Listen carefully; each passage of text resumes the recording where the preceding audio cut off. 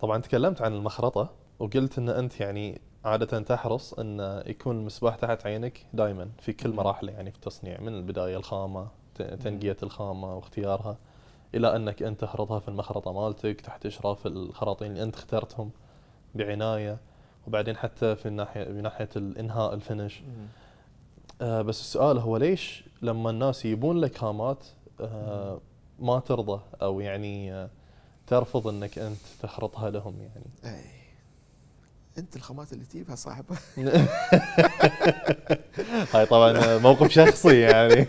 انا مشخصن لا لا، حاليا. احنا عموما موقفين هاي الباب لسببين صراحه. اي الاول ان احنا عندنا خامات يعني لو قعدنا السنه قدام نخرط اي. ما بنخلصها. فهذه الخامات عباره عن راس مال واقف يعني، فاولى ان احنا مم. نخرطها وننتجها يعني. هذه النقطه الاولى. النقطه الثانيه ان عشان تفتح ادوار لازم تغير سيستم الورشه بالكامل. مم. يعني احنا حاليا هاي خاماتنا وهاي امورنا، فاحنا قاعدين يعني خلينا نقول نخرط نلعب في ملعبنا، يعني ما في احد قاعد يلعب معاك.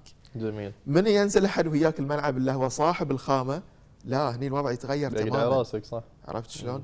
هني قص الخامه يصير بحساب الخراطه، ما عندك مجال تغلط، ما مم. عندك مجال تتفنن، ما عندك مجال تسوي شيء على مزاجك. مم. خلاص كل شيء لازم مثل ما هو مكتوب. يعني ياك واحد قلت له اعطاك حجر، قال لك والله ابي 14 ملي مدور مثلا، جيت انت قصيت 45 خرزه، يطلع ولا لا؟ قلت له اي يطلع، شلون ما يطلع؟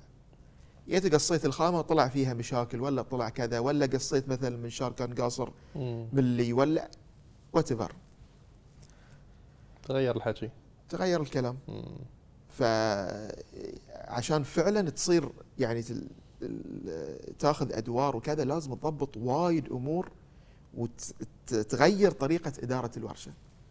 فاحنا حاليا هاي الشيء مو وترى الامانه سبب لنا وايد مشاكل، لان احنا الورشه عندنا تحت، احنا المحل عندنا صاير في الطابق الثاني مم. مثل مكتب او شوروم يعني، وفيها ميت، والورشه عندنا تحت، فوايد ناس يجون الورشه فيقولون عندكم بالهم المحل يعني. اي خرطوا لنا هذه، سووا لنا كذا، سووا لنا ذي. مم.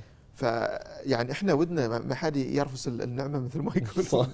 صدق. بس في نفس الوقت لو اشتغلنا احنا فعلا، احتماليه ان تصير مشكله وكذا احتماليه عوده. ف وعشان ما يصير هالشيء لازم ان احنا نغير سيستم المخرطه بشكل كامل، وتشز الحين احنا ما نقدر نسويه لان فعليا عندنا وايد خامات يعني على السرة مثل ما يقولون. هل تحس انه في المستقبل ممكن هاي الخدمة توفر؟ لا هي ان شاء الله بتتوفر باذن الله، يعني في مم. البال، مم. وقاعدين خلينا نقول نخطط لها وقاعدين نرتب لها، بس ما نبي نوفرها يعني بشكل يعني اعتيادي او لا، بيسويها شغل مرتب. مم. الحين تروح حق اي خراط تقول له متى ان شاء الله يبرز المصباح، يقول لك يعني شهر شهرين. شنو شهر شهر؟ في فرق عود، في 30 يوم بين الشهر والشهرين. صح صح. وطبعا هي غالبا ما تصير شهر وشهرين، تصير 6 شهور 8 شهور. صح. تروح له تحصل الخامه مقطوطه ما تدري وين، مم. يخزنون بطريقه غلط، ساعات الخامات تخرب عند الخراطين كذا. يعني احنا نبي نقدم يعني لما نفتح ان شاء الله نبي نقدم فعلا تجربه استثنائيه للشخص، تجربه خلينا نقول احترافيه اكثر، فيها لمستكم. وفيها لمسه، اي فيها لمسه.